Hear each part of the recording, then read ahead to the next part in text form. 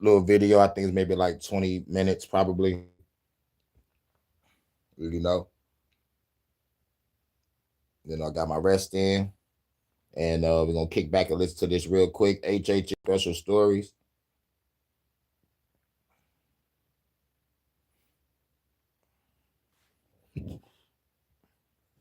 Let's go. I'm not the highest ranking CIA officer to go public. There have been CIA directors going public all the time. I think I have the distinction of being one of the highest case officers to go public and endeavor to tell the truth about what the CIA has been up to. He is John Stockwell. Spent 12 years inside the CIA. An ex-Marine, he received the CIA Medal of Merit. He's one of the highest ranking officers to ever walk out and talk. Now, what he's about to say is disturbing, and every word of it is documented. It's a vast subject, a dense subject. Can't possibly do justice to it in the time allowed.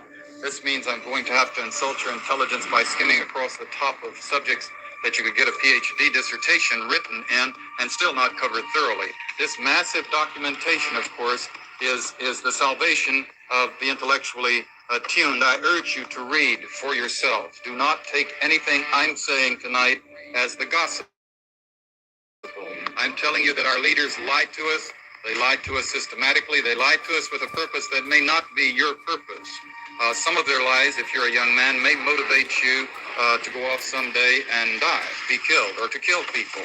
And the only way you can defend yourself against other people programming you, because we are programmable. Marine Corps boot camp taught me that. They can teach you and get you fired up, rah, rah, rah, and then say charge, and you'll charge without asking why. And perhaps not come down the hill feet first. He wrote a book about what he saw inside.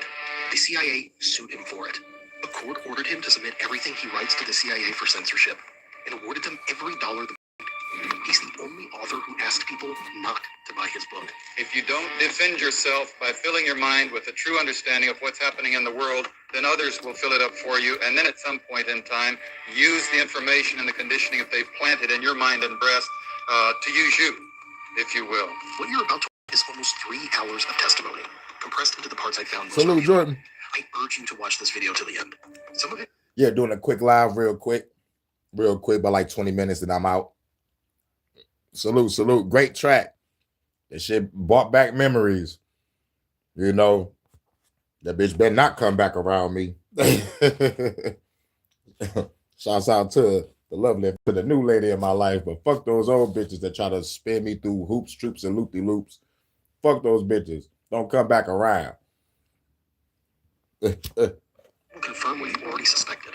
Some of it you're not ready for. Meanwhile, CIA activities, of course, have left their own permanent mark on U.S. society. The MK Ultra program, I'll talk about it and perhaps not come down the hill feet first. The book, The Agency by John Rainlay, which is the memoirs of CIA founders Larry Houston, Ray Klein, and others, says that there were 175 different projects in that one program. We know of about 5 of them. These were experimentations with swine fever, with dengue fever, with deadly diseases, with psychedelic drugs on American population groupings without their permission in many cases. If you were reading the newspapers in October of 1988, you noticed that there was a settlement declared between the CIA and the victims at McGill University in Canada, where the CIA had been working with a mad psychiatrist who was taking the patients who came to him for help and shooting them up with hallucinogenic drugs to experiment with their minds instead of healing them. And this was a CIA program for which, with your tax dollars, we eventually paid damages to the victims. Read for yourselves again. As I say, read The Agency by John Rainlay. Read Clouds of Secrecy by Leonard Cole, a professor from Rutgers, and you find that this program is still going on today. Read In Search of the Manchurian Candidate by John Marks, published by New York Times Press in 1979, based on 14,000 documents gotten out of the CIA under the Freedom of Information Act. Or go through the back issues of Covert Action Information Bulletin, which has 12 solid articles about this program. The CIA under the Freedom of Information Act. Or go through the back issues of Covert Action Information Bulletin, which has 12 solid articles about this program. Now, MK Ultra is the part they admit to. 175 projects. We officially know about 5. You already know, Jordan. Here's what I couldn't stop thinking about. One of the men who built this program retired, wrote a letter to a friend, and then said, why not publish it? So they did. And what he wrote in that letter tells you everything you need to know about the kind of people running these programs. Colonel White, one of the founders of this program, one of the founders of the CIA, retiring about the time I went in the mid-60s, wrote from retirement a letter about to a friend and then agreed to have it published. Why not, he said. And so we have it in his handwriting. He wrote, I toiled wholeheartedly in the vineyards because it was fun, fun, fun. How else could a red-blooded American boy lie, kill, cheat, steal, rape, and pillage with the blessings of the old Hyatts? Then we have the MH Chaos program and the COINTELPRO program, CI and FBI programs, where they were manipulating student and labor organizations and civic organizations, disrupting them, trying to redirect them. We have the findings of the church committee that they were getting journalists, up to about 200 journalists, including some of the biggest names in the business, and getting them to cooperate with the CIA to put its propaganda into our media so that we would be influenced with misunderstandings of what was happening in Southeast Asia, Korea, or China, or Central America, other parts of the world that our government wanted to destabilize and attack and fight wars. I didn't expect that. The way he says it, it almost feels like a joke. But it's not. It's a letter, in his own words. Someone who was there, writing about it years later. Now, here's the whole thing about this. I got to make this quick. But all the shit he's saying is nothing new because we already know about the operations. We heard about all this before. The only reason why I'm playing him because he's new. I never heard of John Stockwell. So let's hear about John Stockwell so he can let us know what we already know. The CIA and our government is fucking corrupt. They had over 175 fucking programs. Only 5 was motherfucking uncovered. No telling what those other programs was about. That's a whole nother story. Aliens, more experimentation, probably in other states and countries, probably, like some other shit across the ice wall. Who knows? There's a whole bunch of programs. But the programs that was uncovered are diabolical.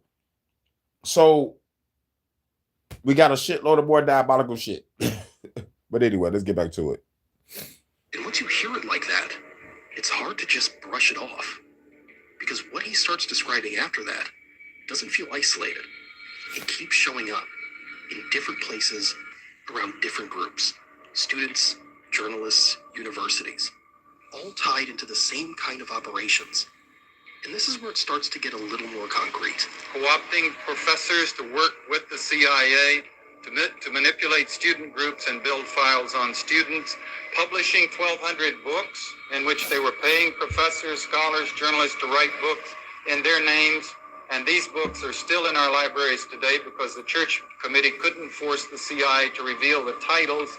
CIA propaganda, so that if you're doing your dissertation on the Vietnam War, for example, probably 1 or 2 dozen of the books that you'll have in your bibliography, if not more, will in fact be CIA propaganda. Now, that I didn't know. I can admit that. I forgot. I don't know this guy, but I also didn't know that. I did not know the professors was in the CIA pocket, and I did not know that like the books that was in school that like people are reading to get through their curriculum with CIA propaganda. I did not know.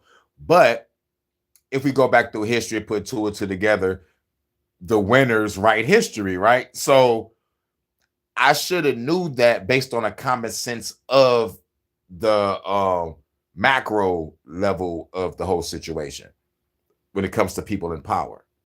They control what's in the books. They control what's on the TV. They control what's in the newspaper. They control what's around us. So yeah, I should have knew, but learn something every day. I did not know that, you know what I'm saying? But I should have knew that because of me knowing the other shit. But when it comes to the micro level, when it comes to society and the school system, I did not know. We all know that the books is bullshit, but did not know that the CIA was coming in, forcing motherfuckers to write books, to throw that shit in curriculums. That shit is wild. Oh yeah, fuck Clive Davis too. If I hear everybody got him in the algorithm now. You can only guess and try to discern which is which. And this is not ancient history.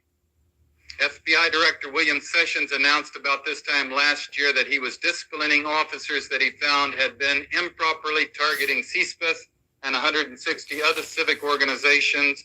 And this summer, the Congressional Committee said there were a total of 1,600 groups that had been targeted and listed, as they say, improperly by the FBI.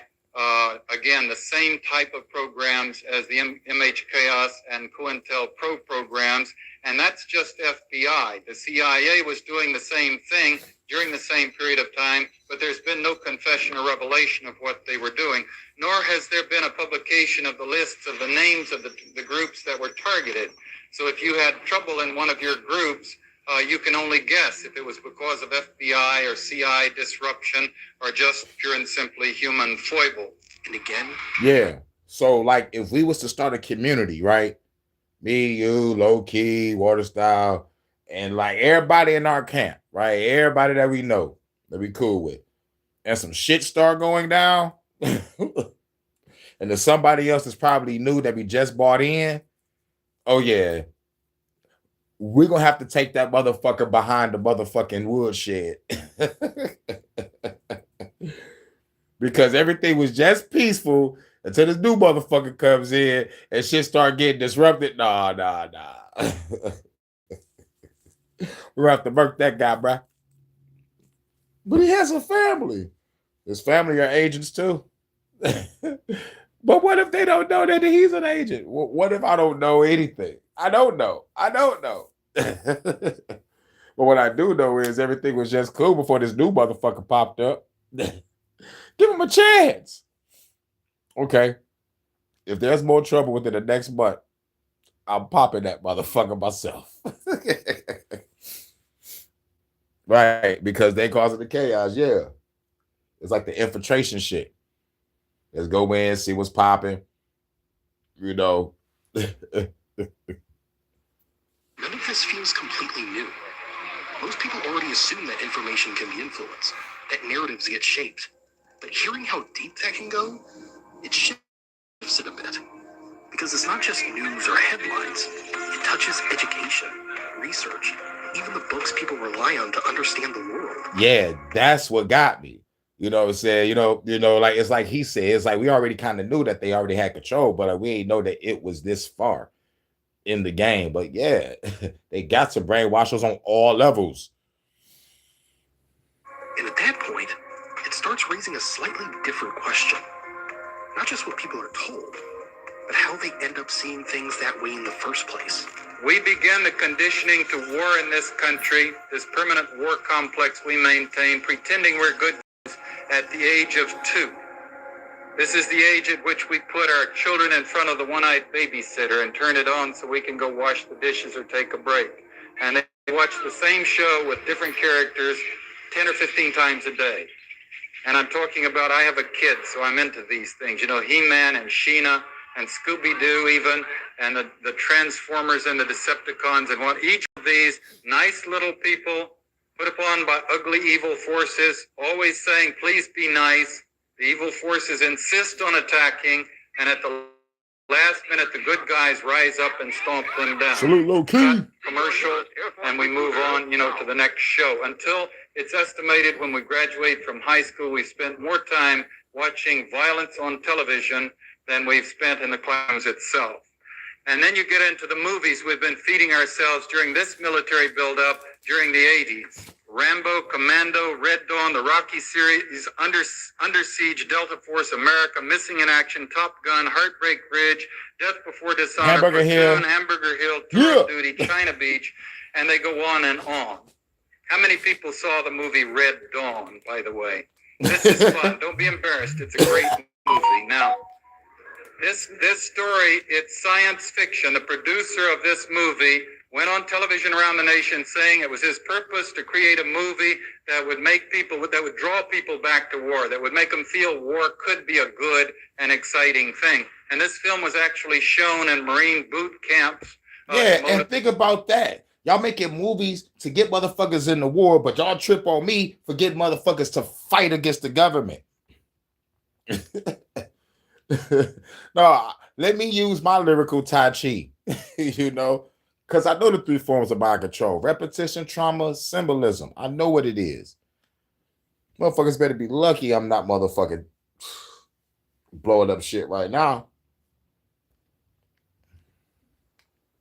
People and the National Guard groups that were about to go down to train in Honduras for the possible invasion of Nicaragua. The science fiction is that they have a force, as you recall, of Russians, Cubans, and Nicaraguans who've invaded the United States, and they've gotten all the way to the Rocky Mountains. Now, you ask yourself why, the planning as they did the movie, why did they pick Russians, Cubans, and Nicaraguans? I mean, it would be a better movie if they picked Russians, Canadians, and Cubans. See, because Canada is an industrial country and there's a huge border, and there could be the Russians coming across at 100 places and pinning us against Cuba. I mean, you could kind of get your head in. I mean, it's all science fiction, you know, blow off our nuclear weapons and our army and all of that. This is the given. So why did they pick Nicaragua instead of, say, Canada? And the answer is, of course, they were targeting Nicaragua for a possible invasion by U.S. troops. So they had to condition the people that Nicaragua would be the next enemy, the next target. Anyway, this force gets all the way to the Rocky Mountains. And it goes back to all the motherfucking movies where they kept on making Russia the bad guy. It's like, we need to make Russia look like they the bad guy. Keep making Russia look like the bad guy. You know what I'm saying? All these movies where Russia is the bad guy. There's a video game called Freedom Fighters. It's an old game that came out on PS2 and Xbox. And Freedom Fighters is about Russia actually invading this bitch. And they actually succeeded. And it's up to you, a plumber, right? You're a resistance fighter. And your brother got kidnapped and shit by the evil Russians, and he got the motherfucker hostage. For some reason, you're the savior, but you're a plumber. But here's what makes the plumber important. The revolution got to go underground and plan and rise back up and hit all power structures of the Russians took over. So, you know, we got to hit up police stations, post offices, Capitol buildings, and a couple of warehouses and shit, fuel spots, you know what I'm saying, so we can take our land back. But, you know, like, you being a plumber, you know the whole goddamn sewer system. So you kind of like forced to join the resistance just because of your knowledge of the sewer system. You know, so it's like, you know, like, that's why I did mine. I'm like, yo, if y'all kidnap me and get me to motherfucking fight, if y'all some revolutionaries out there, y'all have to use any type of extreme tactics to get me. I understand, but y'all don't have to. I will come willingly. Okay, I will come willingly. I gotta bump me upside the head and put a bag over me. All right, shit. I understand that, which I'm gonna have to resort to fucking doing, but I'm letting you fucking know the code word. Damn, I can't even say it because I would just have to motherfucking cross that bridge when I get there. Bonk. Nigga wake up like, sorry, Hurricane, we have to do this. All right, y'all the revolutionaries, right? Why the fuck y'all don't watch none of my lives? Yeah, we have. All right, like, did you see the woman I said, like, don't bump me upside the head if y'all gonna motherfucking try to get me to fight? Shit, that hurt. Where they're eventually stopped by the high school football team. Now, I submit to you that the 80s, you see, is the decade of the middle-aged women.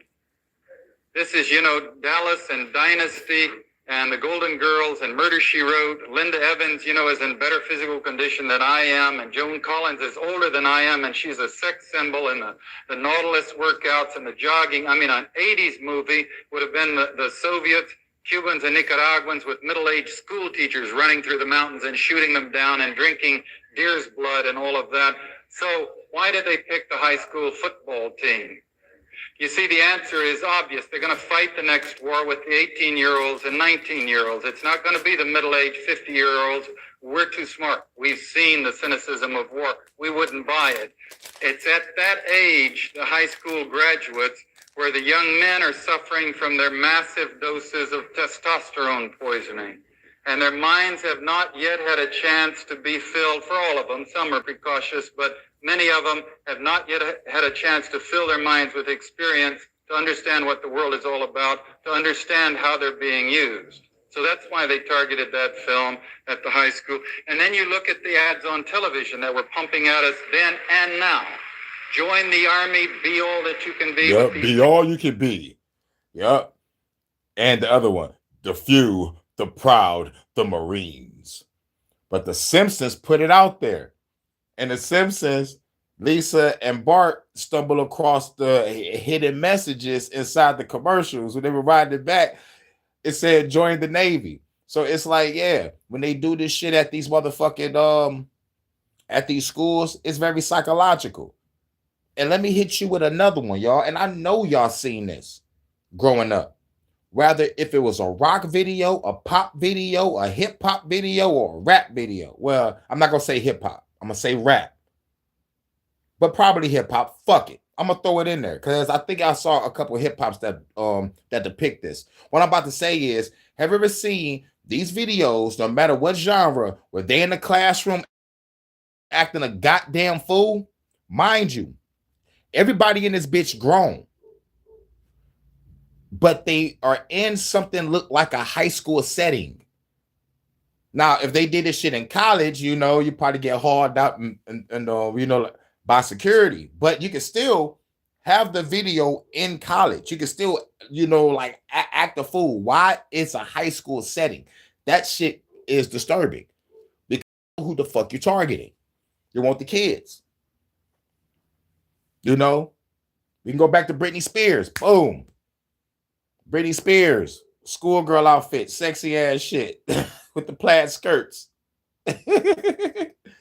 Or rap video.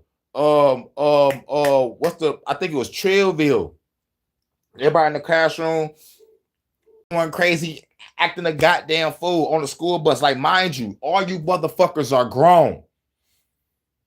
This don't look like a college setting. This is a high school setting. You feel me? It's psychological. Tanks jumping ditches and helicopters going 200 miles an hour. And so, then I say, wait a minute, what's going on here? What's missing? Where are the young men with their legs blown off at the knees, with their intestines wrapped around their necks? And the answer is that these things are not meant to educate.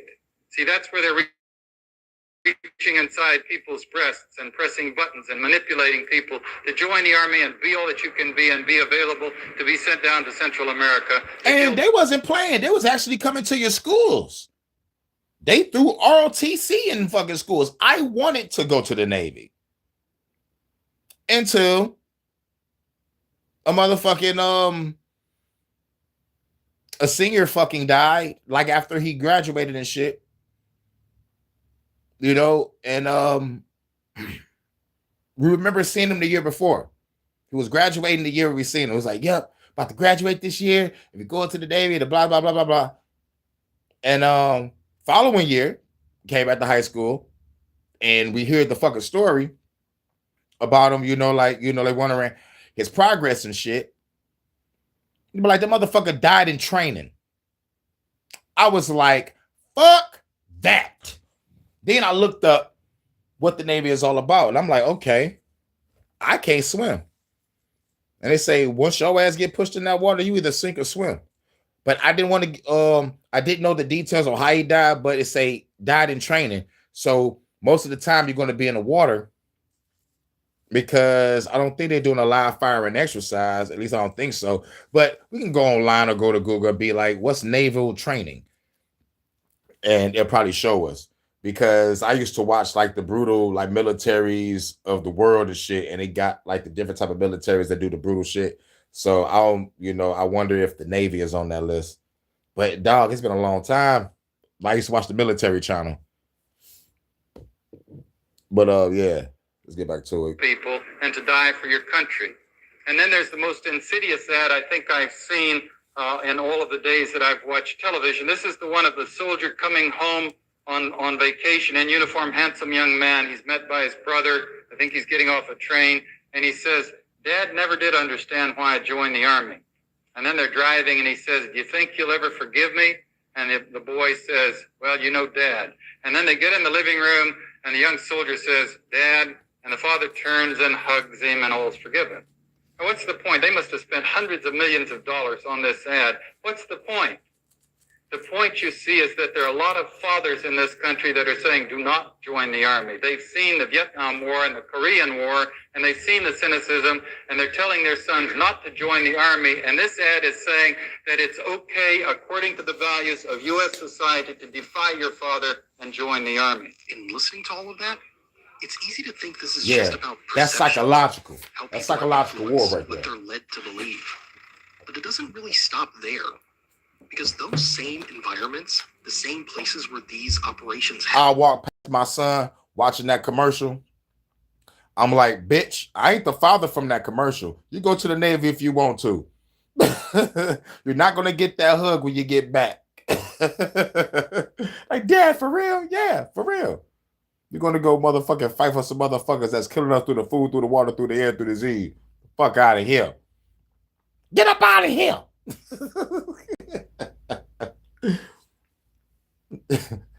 It's like, don't be hard on the boy. Pause. I'm sorry, woman. But if we're going to fight any wars, it's going to be the wars to protect this family from the evil fucking military. But anyway, I digress. Don't just shape narratives. They leave something behind. And sometimes it's a lot more tangible than just an idea. Drugs. Every major area of operation in which the CIA has worked has left behind a major functioning drug cartel. Yeah, Again, this is a a lot of drug cartel. That's why there's a lot of fucking drug addicts in this bitch. Speaking of CIA, George Bush Daddy Bush. That's what we call him. We call him Daddy Bush, the one that say New World Order, Mr. New World Order speech himself. Ex-CIA before he became El Presidente. Bars. Subject we could talk about all night. I'll just mention it. We can go back to it in detail if you like. Yeah, we can go back in detail. We're like, yeah, we all know the CIA bought drugs in the black community and ruined all of our fucking lives. We're still recovering from the trauma that our parents put us through. Thank you, CIA. Thank you. An answer. Mind you, I'm being sarcastic. The French connection grew directly from the OSS, the CIA's predecessors, getting Lucky Luciano out of prison and funding him to activate the mafia. The OSS. I forgot about the predecessors. Like, we all know about the CIA, but the OSS, I think that's like the predecessors. Yeah, man, my fucking God. These motherfuckers are diabolical, but we can't put together our organization to take these evil motherfuckers down. We may not have the technology, but I guarantee you, I could talk to a disgruntled employee. All I need is a disgruntled worker in your field, and your asses is grass. I ain't say that since the 90s.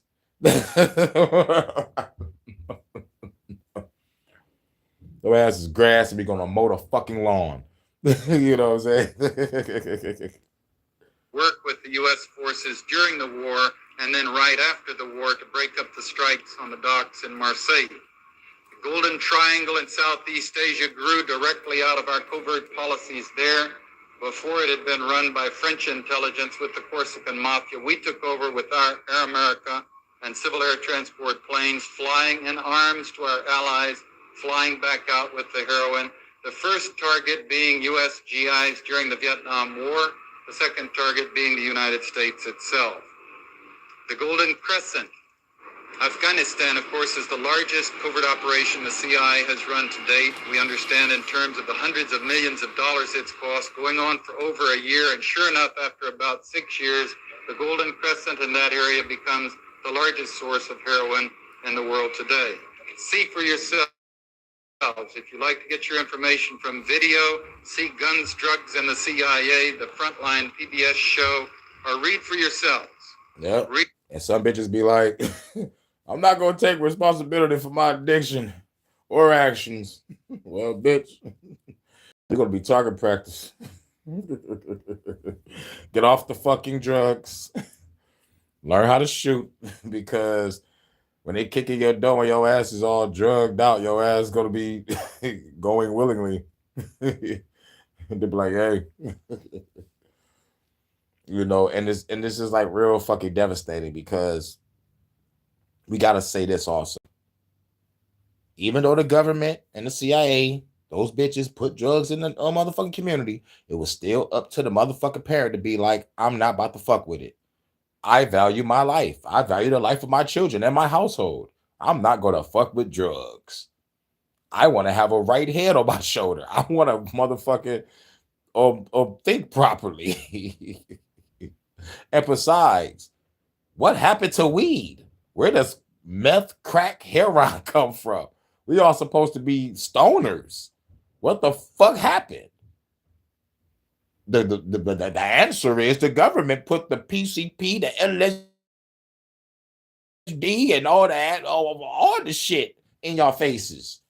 And y'all had a choice to be like, yes or no. So we still got to put the blame on ourselves on this shit. But at the end of the day, because of drugs, there's kids right now still hate their parents. You know, this shit destroyed our lives. Real shit. And if anybody don't believe me, and y'all think a nigga just bullshitting, what depicts the life? Watch the show Snowfall. Watch every fucking season. Watch it all the way up to the end where you see Franklin Saint. There is a shitload of Franklin Saints around me. Real shit. And all y'all have is the stories of when you had the money, when you had the hoes, when you had the cars. All you could do was reminisce. All you could do is reminisce. And it's sad to see that shit. But I don't motherfucker talk to most of them. Some of them I say what up to. The others I walk past because y'all motherfuckers treated a nigga like he was just a broke nigga. Nigga, let me tell you something. I can stack up money and be past the dope man. It's called taking the long way around, bitch.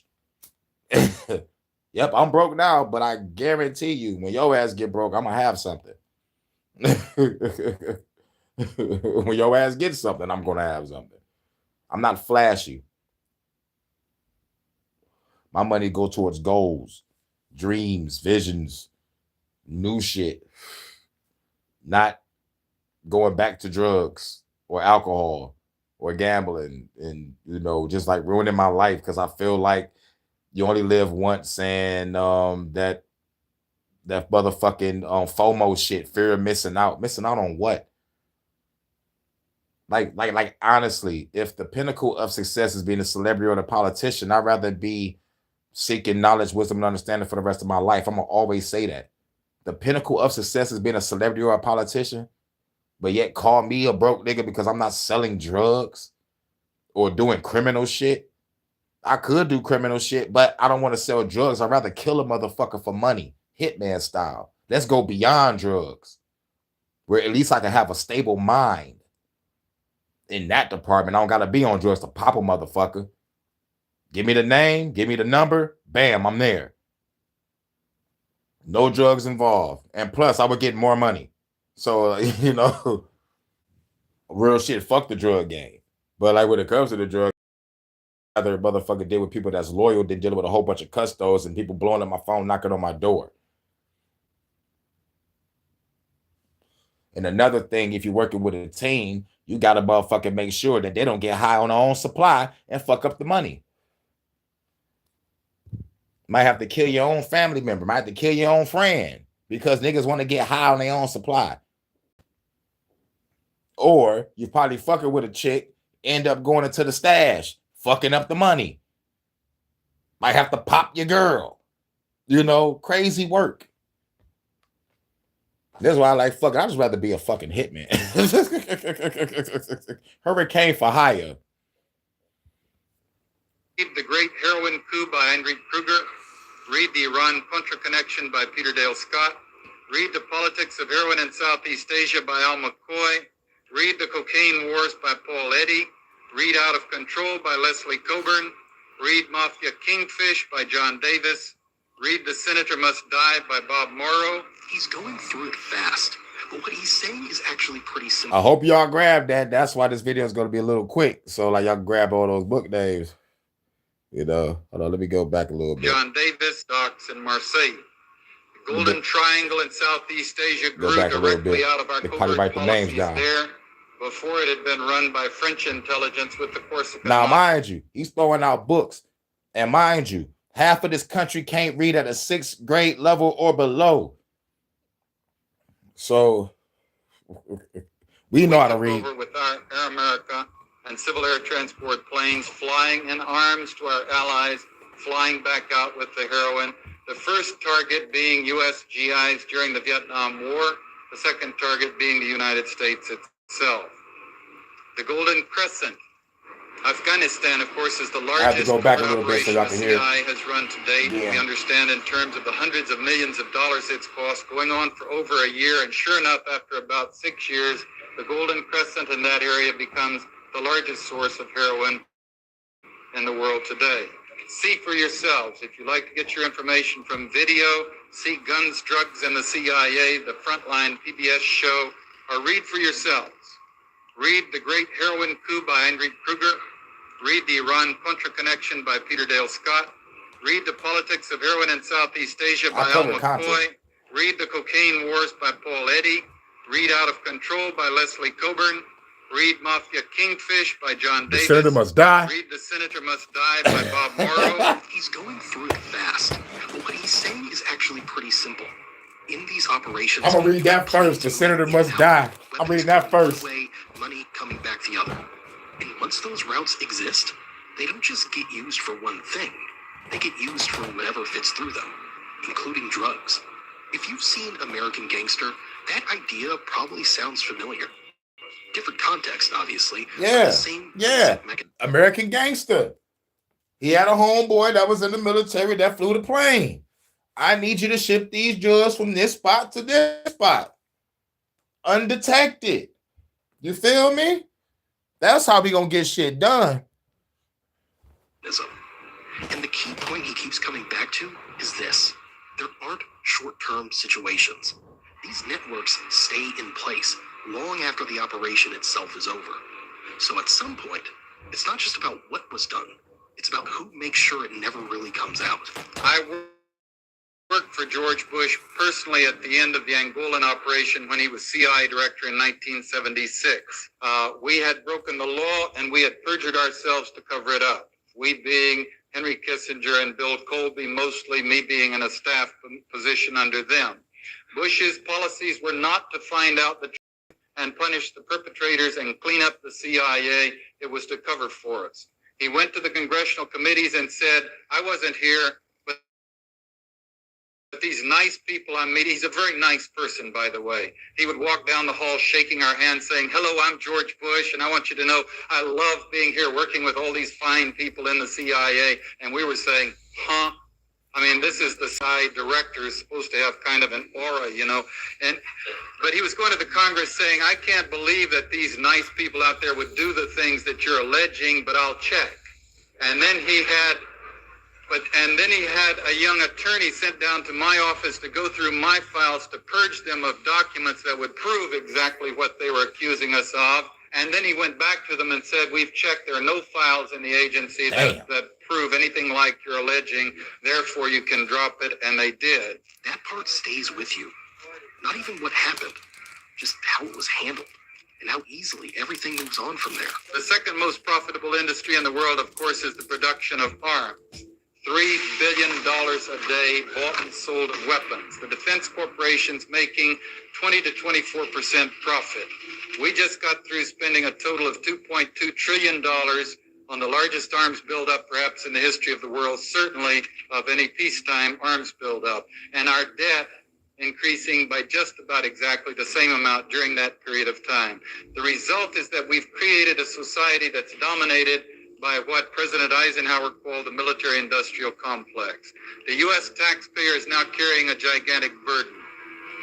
1/3 of our budget is for the military. 53 cents, according to the Washington Post, of every tax dollar goes to the military. And when he gets to this part, it kind of pulls everything together. Not in a dramatic way, just in numbers.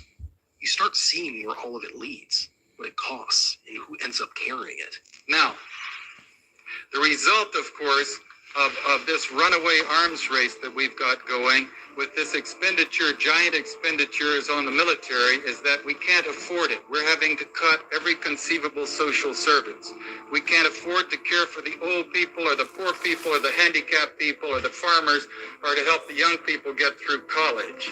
And we're gutting Social Security to cover the deficit. I repeat, you and I, if you've got a job, we're taxed. The FICA tax is 15%. Your employer pays 7.5%. If you're self-employed like me, you pay all 15%. And this is your retirement. You're supposed to get that back when you're 65. And they're spending that money like it was windfall profits to cover the deficit that they've run up on the production of arms. The real deficits are running about $300 billion. They're calling them $152 billion. The difference they're claiming against borrowing against the Social Security Retirement Fund that belongs to us. And they're spending it on their military today. What's happening is that the United States has plunged relative to the rest of the world. 25% of the people in this country are now functionally illiterate. We're 6th in the world in terms of the percentage of children in school. We're 10th in the world in quality of education. We're 7th in the world in terms of life expectancy. We're 20th in the world in terms of infant mortality. To sell these sacrifices to the American people, the world has to be hostile and dangerous. If the world were peaceful, we would never put up with this kind of expenditure on arms. And after all of that, this is the part I paid the most attention to. Because it's not really about information anymore. It's about what you do. Empowered. We're also helpless. The individual here in Washington or in Maine, where I was a couple of nights ago, or in South Texas or California, what can I do? And it's a tough one. We're up against the power structure. We're up against the military-industrial complexes with the media bought and woven right into the things. And it's a tough one.